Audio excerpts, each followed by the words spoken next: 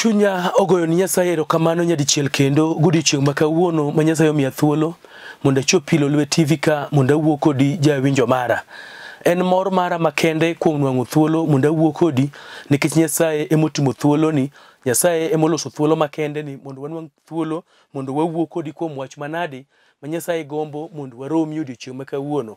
Mae omiyo akomo mondo akaw thuolo makende ni mondo wasom kodi muma ma en wach Nyasaye mondo nying Nyasaye onwang' duong' nikech Nyasaye kowe kodwa kokalo kuom muma en wach Nyasaye, en teko Nyasaye, muma en nyalo ma Nyasaye, muma e dwaro ma Nyasaye, kendo kokalo kuom wachni emomiyo Nyasaye miwa thuolo mondo warom kanyakla. Yie mondo wasom kodi muma e Samuel mokwongo kare 30 chakre 1 nyaka 8 mondo wawinj ni Nyasachwa momiyo waromo kodi kawuono no kod wach mane mondo nyinge onwang' duong'. Muma wacho kama: Chieng' mar adek Daudi gi joge nochopo Ziklag, to jo-Amalek noyudo ka osemonjo yo milambo mar Juda, kendo gisewang'o Ziklag mi giketho.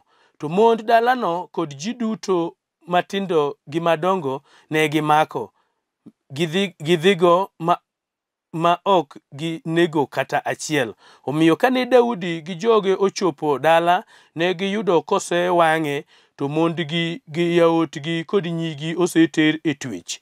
Daudi gi joge noywak matek nyaka teko mane gin go norumo ka giywak.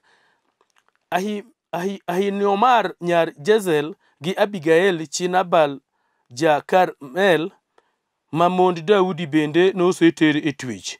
Daudi nodhier nono nikech joge ne wacho ni mondo gigoye gi kite, nimar chunygi ne lit ahinya ka ng'ato paro yaote gi nyige.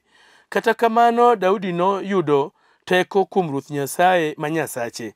Daudi nowacho ne Abiathar jadolo ma wuod Ahimelek niya, kelna efod, mi Abiathar nokelo ne law dolo miluongo ni efodno. Daudi nopenjo Ruoth Nyasaye wach niya, anyalo lawo joma omonjowago koso? Bende dajukgi? To ka jukogi, be dares jogwa e lwetgi? Mi nodwoke niya, lawgi, nikech adier ibiro jukogi kendo ibiro reso jogo duto. Nyasachwa wagoyo ni erokamano kuom ng'wono kod hera makende mitimo odiochieng' ma kawuono mondo jawinjo mara kod an warom kanyakla mondo wawinjre kuom wach manade mimiyowa thuolo mondo wawuoyo odiochieng' ma kawuono. Chunya omiyo nyingi duong', chunya opako nyingi, chunya odhialo nyingi japuonj, nikech nyingi no eman gi teko, nyingi no eman gi loch, nyingi no eman kod nyalo, nyingi no eman kod geno, nyingi no emanyalo duoko wach moro amora machando chuny jawinjo mara odiochieng' ma kawuono. Mae emomiyo Nyasaye nyingi ating'o malo kendo aluongi japuonj ni kaw loch mondo nyingi onwang' duong' odiochieng' ma kawuono. Ti koda kaka tung mari mondo jogi owinji iyo makare. We nyingi onwang' duong' odiochieng' ma kawuono ki amalo mondo iwuo kod jogi mondo nyingi kende monwang' duong'. Ruoth adok piny ka in iting'ri malo iya mondo nyingi onwang' duong' ka an itiyo koda ka tung mari. We nyingi onwang' duong' kod loch kimako josigu manyalo tamo jogi mondo kik winj wachni odiochieng' ma kawuono. We nyingi onwang' duong' kimaka Nyasaye kaka gir tich mari mondo nyingi onwang' duong'. Chak koda, tiek koda mondo nyingi onwang' duong' iweche te e hapiny Yesu ma Jawar. Amen. Agoyo erokamano jawinjo mara kuom wach mathuolo makende ma Ruoth omi mondo wawuoye kodi odiochieng' ma kawuono. Chunya goyo erokamano kuom wach mwasomo, wach mane Nyasaye ora mondo awuoye kodi odiochieng' ma kawuono jawinjo mara en kaka inyalo reso dala. Adwa mondo wawuo kuom reso dala. Dala inyalo res ka jasigu osemalo mondo okethe. Dala inyalo res, dala ma jasigu oseketho. Dala inyalo res, dala ma jasigu osemonjo mondo tiek. Dala inyalo res, dala ma jasigu oseamalo mondo duok piny. Dala ma ne malo to koro dok piny. Dala no inyalo res. Mae wach manade ma japuonjo ora mondo awuoye kod odiochieng' ma kawuono kaka inyalo res dala. Nitie kaka inyalo res dala. Wawuo ni dala ok en dala ka onge dichuo. Dala ok luong ni dala ka onge dhako. Dala ok luong ni dala ka onge yawuowi kod nyiri. Dala ok luong ni dala ka onge mwand mani dala no ma mani dalano ma jogo tiyogo. Koro dala bedo dala ka dichuo ni iye, kendo dala bedo dala ka dhako ni iye, dala bedo dala ka nyir ni iye, dala bedo dala ka nitie mwandu ma jogo konyrego. To mae gima jasigu ose amalo mondo kethgo miech ji. Jasigu ose amalo yo makende, gimodichgo ma dala ka dala okedogo en kaka dichuo mani dalano inyalo ket piny, en kaka dhako mani keny mani dalano inyalo ket piny, nikech ka en kanyo to nyuol kendo okelo joma beyo. Dala kan dala jasigu ose amalo mondo keth nyir mani dalano. Dala ka dala jasigu ose amalo mondo keth yawuot dala. Dala ka dala jasigu ose amalo mondo keth mwandu mane jo dalano Nyasaye ochano mondo dalano onwang'. Nyasaye ora kod wach ni en kaka Nyasaye nitie kaka inyalo res dala kokalo kuomi. Mane wach manadi ma Ruoth ora go odiochieng' ma kawuono mondo wawuoye kodi. Adiera ma wach ma ok wawuondre ne en ni dala ka dala kod lweny magoye. Dala ka dala kod jasigu mo amalo mondo monj dala mondo ket dala piny. Dala ka dala nitie kod jasigu ma ka ji ong'iyo to dhano ywak. Ang'eyo nitie jomosomo, ang'eyo nitie jomwandu, ang'eyo nitie joma ne dhi maber. Mak mana ni kawuono ni ka ging'iyo dala kuma gi aye to gineno ka dalano ochomo kamarach. Dhano ywak, dhano wuoyo weche moko ka ji wacho ni mach onyuolo buru. Mach nyuolo ga buru ka ng'iso ni ne odhi maber. To kawuono ni kong'iyo jaduong' kong'iyo dalane, dhako kong'iyo dalane, kong'iyo kothe, kong'iyo kaka nyithinde dhi, to gimoneno opogre kod gima noparo. Gimoneno opogre kod gima ong'eyo. Gimoneno en mana ywak. Gimoneno en mana gima koparo kiny to gino miye stress, gino miye was nikech ang'o koneno nyithinde to kone ka nitie geno. Emomiyo an obi kod wach moro ni mach onyuolo buru. Ma emomiyo Nyasaye ora mondo awuo kodi jawinjo mara. Wach monego wang'e ni kawuono ni ng'ato ka ng'ato ringo koni go koni mondo dwar kaka nyalo reso dalane. Ma emomiyo ibiro nwang'o kiwuotho to ibiro nwang'o kondik kuonde moko nitie ajuoga mo kama, ajuoga mo Kitui, ajuoga mo Tanzania, ajuoga mo Kure. Dhano ringo matek ka ji manyo kaka inyalo res mier. Dhano ringo matek ka ji manyo kaka inyalo res nyithindgi. Dhano ringo matek ka ji manyo kaka inyalo los mwandu nikech mwandu nolal. Dhano ringo matek ka ji manyo kaka inyalo duok gik moko ma onge, kaka inyalo duok chuo bed chuo kech chuo owuok kikombe gi mag chuo, kaka inyalo los mon obed mon, mon obed mon man kod geno kiny. Ji ringo matek, maka ringo mang'eng ma ji ringo pok okelo duoko. Ma emomiyo Nyasaye ora mondo abed jatung'o mare, mondo anyis ji nyithinde ni joge nitie kaka inyalo res. En kod yo ma joge inyalo resgo. Dala mokethore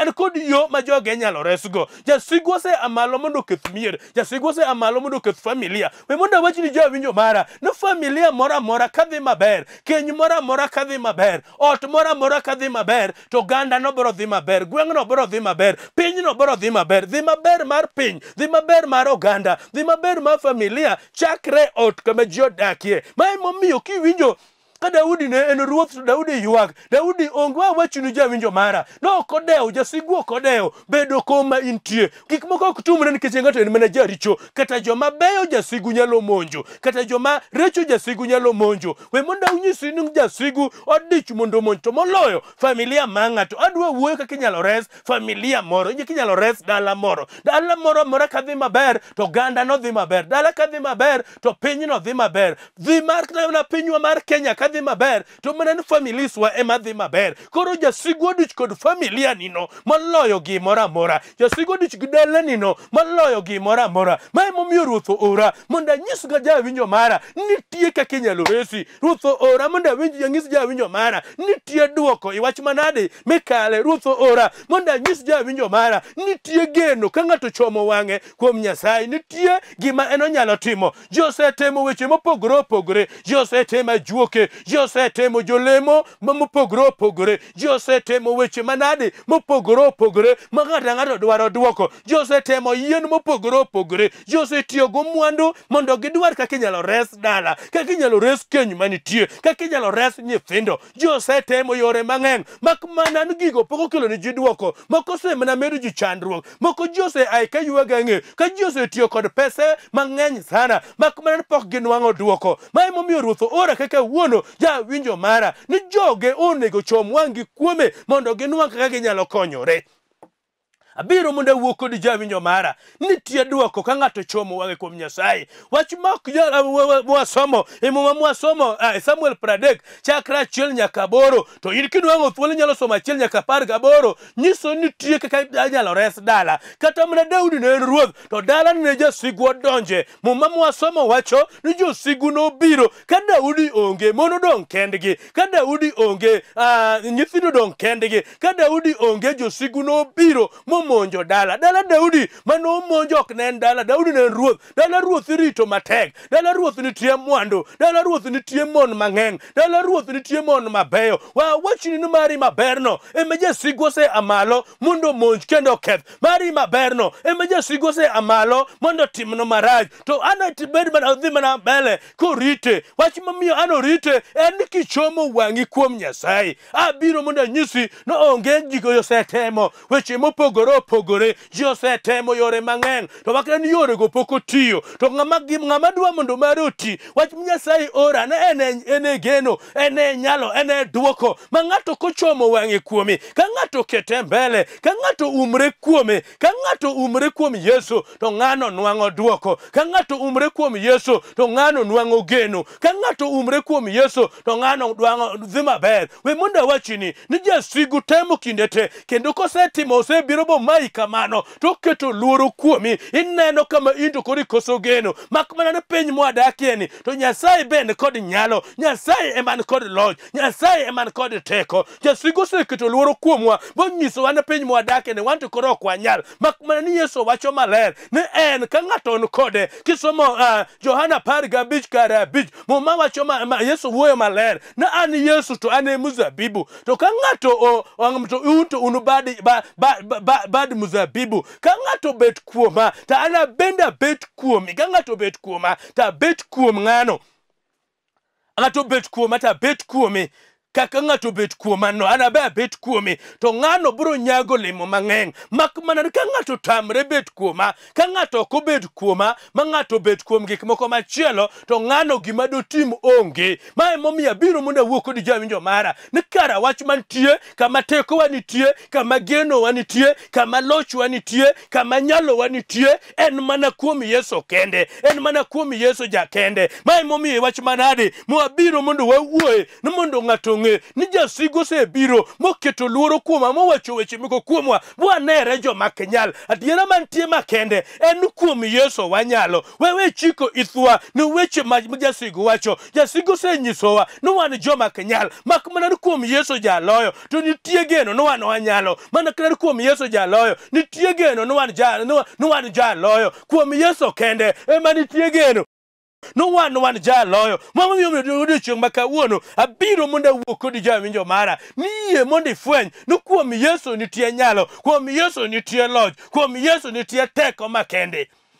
Ka ng'ato chomo wang'e kuom japuonj to biro dhi maber. Onge kama ng'ato dichomie wang'e madhi maber. Ji osetemo juoke. Makana juoke go osemena ketho ni ji mier. Ji osetemo yien mopogore opogore. Ekano osemena medo ketho. Ji osetemo paro kadires nyithindgi. Ma jasigu monjo dala mokawo. Modhi kodi kong'o. Modhi kodi iraha. Modhi kodi kuo. Modhi kodi weche mopogore opogore. En jasigu osebiro momonjo dala. Okawo geno mari. Okawo gima ne iparoga ndukonyi kiny. Okawo mwandu ni nitie mier mane dhi maber. Maka jasigu monjo dala mokawo mwandugi. Nitie mier mane dhi maber. Nyithindo mane ng'ato nyuolo. Ji nonyuolo nyithindo ka giparo ni gin kod geno. Makna kawuono to gionge kod geno. Ma emomiyo Ruoth ora ka. Na ng'ama owinje, ng'ama ogeno kuome. Ng'ama nene ne en kende duoko. Ng'ama nene ne en kende emonyalo reso dala mosekethore. Ng'ano biro dhi maber. Muma wacho ni ng'ama kare en jahawi. Nikech timbe ne matimo biro miyo dhi maber. Ng'ama kare en jahawi. Ang biro mondo awuo kodi ni wach mang'eyo manyalo wacho maonge kiawa. Wach mang'eyo manyalo wuoye kan jadira. Nan kata kodoko ni kawuono ikali chandruok. Kata ka kawuono ikali maj. Kata kawuono ikali wach matek machal nadi. Kata kawuono dalani osewang'. Kendo ineno ka ng'ama odong' kende. Ineno kama in kod wich kuot. To wach mabiro mondo anyisi nitie duoko kuom Nyasaye. Kata kodoko nolewo obiro mana maduong'. Duoko biro ndalo nyalode 100 kata kodoko nolewo kawuono to gima biro ema duong' kata kodoko nolewo kawuono gima biro ema duong'. Ka ng'ato chomo wang'e kuom Nyasaye, ka ng'ato geno kuom Yesu Ruoth, ka ng'ato chomo wang'e kuom Nyasaye, to ng'ano ni kod duoko mar ngimane. Jose paro weche mang'eny nikech miethgi omonj kendo magi nyithindgi. Jose paro gi duoko gik madres ngimagi, kata kamano pok ginwang'o duoko. Awinjo mara ing'eni se paro weche mang'eny lakini pok inwang'o duoko. To Yesu oro odiechieng' ma kawuono na nyisi ni kata kodoko ni se paro mang'eny, kata kodoko ni se ringo ahinya, kata kodoko ni se paro gik madresi to gigo pok okelo ni konyruok, kata kodoko ni jomiseringo kuomgi ose mana mai pok otimoni maber, to Yesu makelo ni kawuono en kod duoko mangimani. Owacho na ane mzabibu ng'amobet kuoma, ng'amobet nitie pogruok kod ng'amobet ng'iso nochopo kama odhiye, ng'amobet ng'iso noridhi kama ayo dhiye, ng'amobet ng'iso nowinjo kochopo kanye maduoko nitie. Koro kopar gi machielo, okopar yo moro minyalo mabiro duoke chien. Mane momiyo bet ok ng'amochung'. Ka ng'ato chopo kama to chung' ng'iso ni pok ochopo, nitie kama odhiye. Ng'ama pod manyo nitie kama dhiye. To ng'amobet, Yesu wacho na ane mzabibu to une bedena. Ka ng'ato bet kuoma, abiro mondo anyisi ni nitie duoko. Ka ng'ato bet kuom Nyasaye nitie duoko. Ka ng'ato wacho na anto kuom Yesu ka tabro betie makata ma chieng' rieny kata koth chwe, an abro bet kuom Yesu. Ng'ano ni kod duoko. Ka ng'ato bet kuom Nyasaye, ka ng'ato bet kuom Nyasaye ngimane obet, owacho na an to kata doko mache maliel kata wachang'o kuoma, afwenyo kama duoko na nitie, afwenyo kama loch na nitie, afwenyo kama nyalo na nitie, afwenyo ni kuom Yesu kende ema bro dhiye maber. Ji mang'eny jasigunyo biro momonjo miethgi, nyithindo onge, dhano manyo nyithindo, kendo joma nyiparo nong'eyo Nyasaye, ji manyo nyithindo gi yore te, ji osetemo yo, mano ng'ama pod manyo. To Yesu dwaro ng'amobet. Owacho ni ka ng'ato biro ba ng'ano bet kuoma, nitie bet kuom Nyasaye, to nitie wuotho wan kuom Yesu. Ye ka ng'ato nitie ng'amobet, in jalno mowinjo ka kuom Yesu chunyi nyalo nwang'e konyruok. Mawacho ni ka Daudi ne osedhi e lweny to duogo nwang'o ka dalane omonj.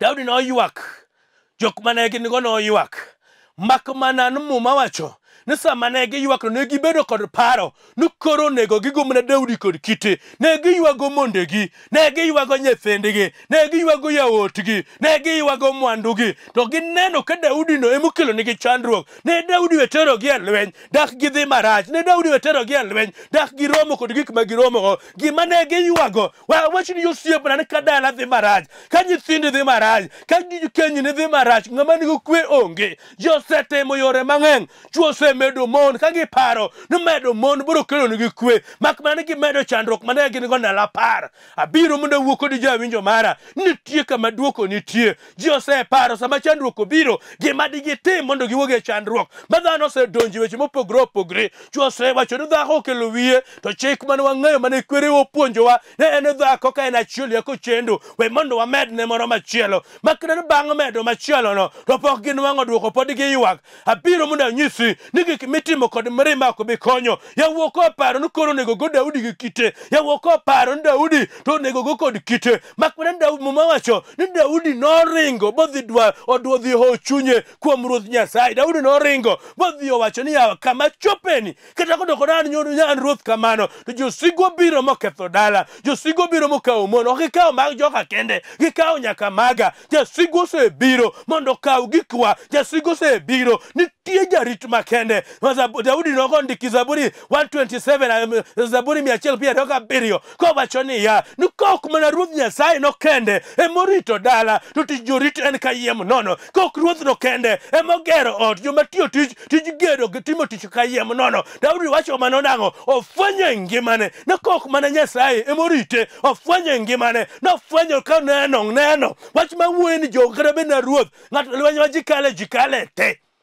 Daudi ofwenyo bwana wacho ni no, gima neno ngimana ni mopogore, gima neno ni gini opogore. Owacho ni wach mafwenyo mang'eyo ni ka kumana ruoth kende emorito ot, tich jorit en kayiem nono. Abiro mondo wuo kod jawinjo mara ni gikito osekethore wayie, madalani osekethore wayie, kothi osekethore wayie, mwandu ni mane in go osekethore wayie. Mak mana ni gik mitemo gin kayiem nono. Duog kuom Yesu jaloyo, en kende monyalo duoko. Ng'ama magike en kende monyalo duoko. Yesu no kende manyalo duoko. koko owuoyo ko maber Yesu wacho maber Imarika par 27 ni yae uketho kisacheu gik muneno gi mutemo kuom dhano gi gin kayiem nono gik mutemo kuom dhano gi gin ketho sa gik moko duto te nyalore mana kuom Nyasaye onge kamoro amora ma ibiro nyale mak mana kuom Nyasaye wachni wach ma Yesu wacho ng'ama nyalo pingo onge modongo gin koko marin ma Nyasaye no kende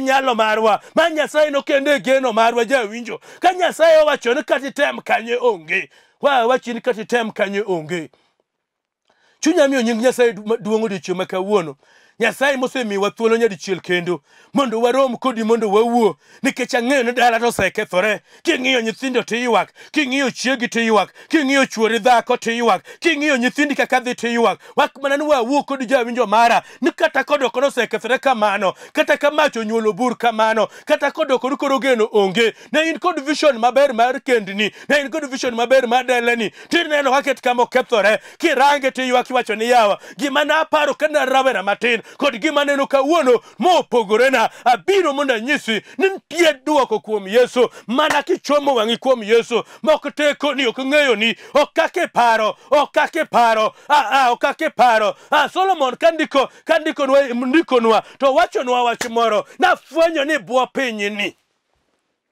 afwenyo wach moro Ruoth onego yel wang'i mondo ifwenye wach moro. Hiri chandruogno onego ibedie kod fwenyruok. I chandruok mikaleno kaka dalo kethre mineno no onego ifwenye wach moro. Onego Nyasaye miye ng'uono mondo ibedie kod fwenyruok. I wach manadi mikale. Chandruok kubia chandruok biro mondo el wang'wa mondo wafweny. Ni gimikaleno en ga gimobiro ga mondo el wang'i. Samo Nyasaye owe mondo wang'i elre mondo ine kama duoko nitie. Mondo wang'i elre mondo ine nitie gima nyalo tim. Mondo wang'i elre mondo ine nitie kama geno nitie. Wachni nyalo neno ka chandruok to kanye kama Nyasaye dwa ni wang'i onenie.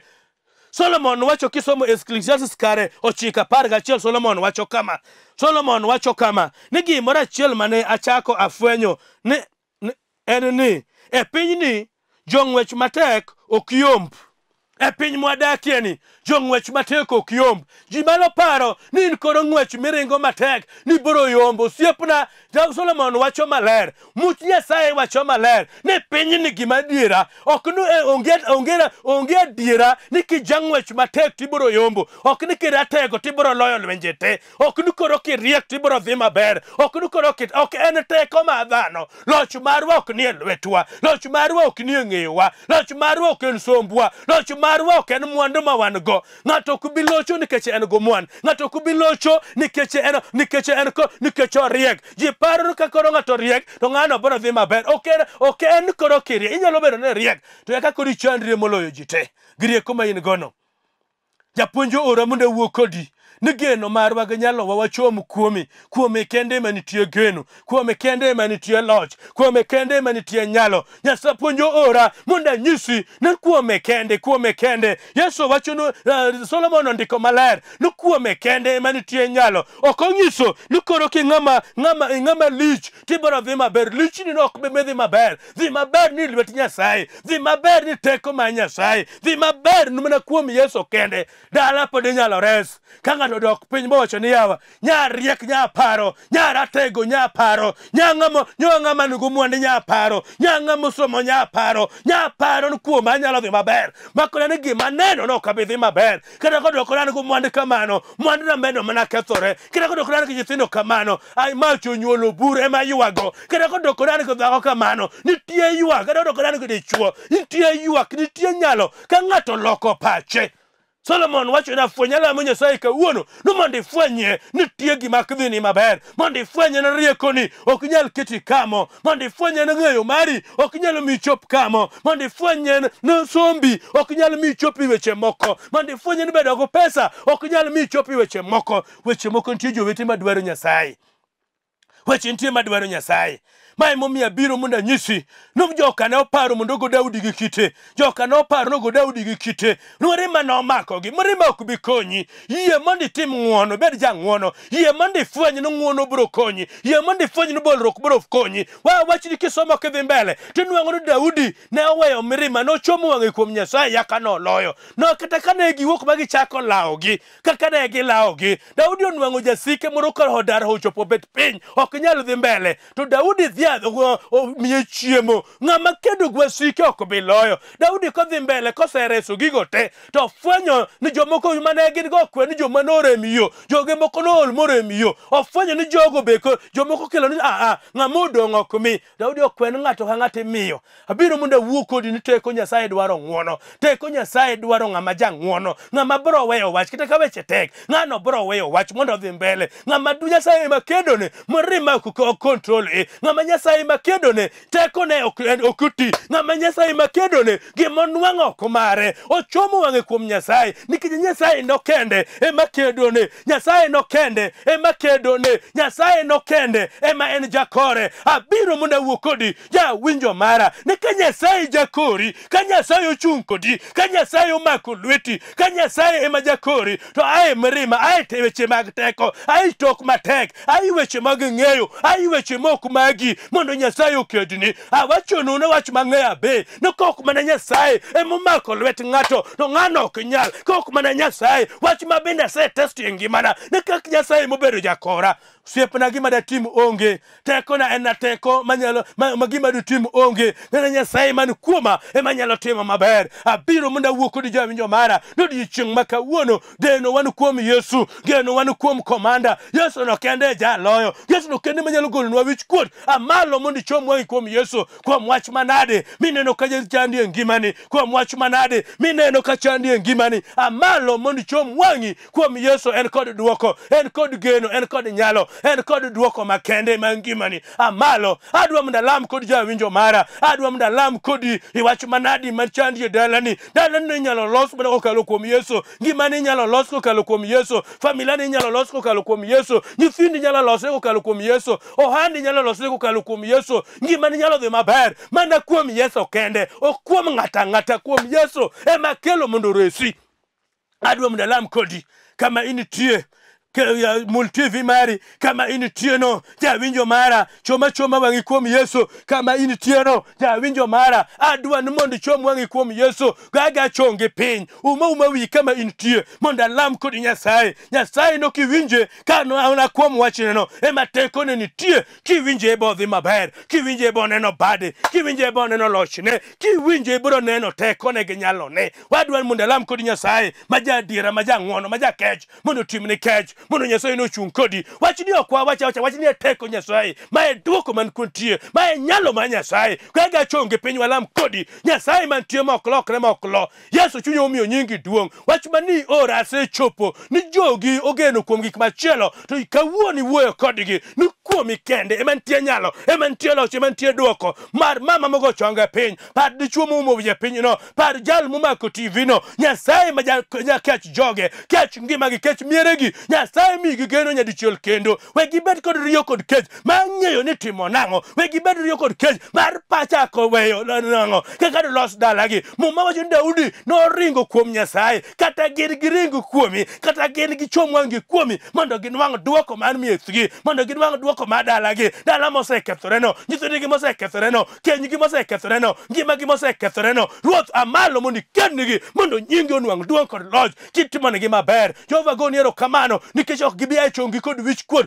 Med chung kodgi, med kedonigi mondo nyingi onwang' duong' nikech in ja adiera, in ja ng'uono, in ja kech. We nyingi onwang' duong' Nyasaye. Kiparo jatichni mati buoye, jatichni Bishop Kavod, we nyingi onwang' duong' Nyasaye. Kiparo jonyuolna, kiparo kanisa mar God of Eternity Church man Dandora, med jotichni Nyasaye, med chung kod jogi duto. Para Lois kod piny mar Oyugis, Nyasaye par jagero humoroni, Nyasaye paro kal kan Kibira. Yesu amalo mandi pari bacha e piny mar 26, japuonj amalo mandi par Pastor Dorcas piny mar Akweni mondo nyingi onwang' duong'. Jehova par Jauda Polin gu familiana mondo nyingi onwang' duong'. Eragoni erokamano, we nyingi onwang' duong' kod loch iweche duto e piny Yesu ma jawar. Amen. chunya goyo ni Nyasaye erokamano ahinya kuom ng'uono kod loch mosemiya mondo abed jayalo mari odiochieng' ma kawuono. Nyasaye omed chung' kodi, Nyasaye omed timoni maber, Nyasaye omed kedoni. Agoni erokamano. Mane wuoyo kodu an Pastor Leonard Omondi mar God of Eternity Church wane piny mar Dandora. Nyasaye omed timonu maber. Namba na en 0722 11 57 14, 0722 11 57 14, kata 0733 73 60 40, 0733 73 60 40. Eni bo screen piny ka in kod dwaro moko ta kwayo moro, chunya agoni Nyasaye erokamano mondo igochna, mondo ibi office mar church mondo alam kodi Nyasaye, mondo Nyasaye otumni ng'uono, kata igochna kuonde in mabor mondo wawuo kodi mondo akonyi kuom ng'uono ma Nyasaye. Nyasaye ogwedhi. Wan kod chokruok maduong' e higani December. Abro rwako wi convention mwabro bedo go Dandora. Akwayo ni Nyasaye mondo mi ng'uono ichak yikri arwaki convention chak tarik 16 nyaka tarik 19 December mondo yikri mondo ubi. Nyasaye mondo gwedhwa ahinya. Nying Nyasaye mondo nwang' duong' kod loch e happy ngeso ma jawar. Amen. Shalom, shalom, shalom.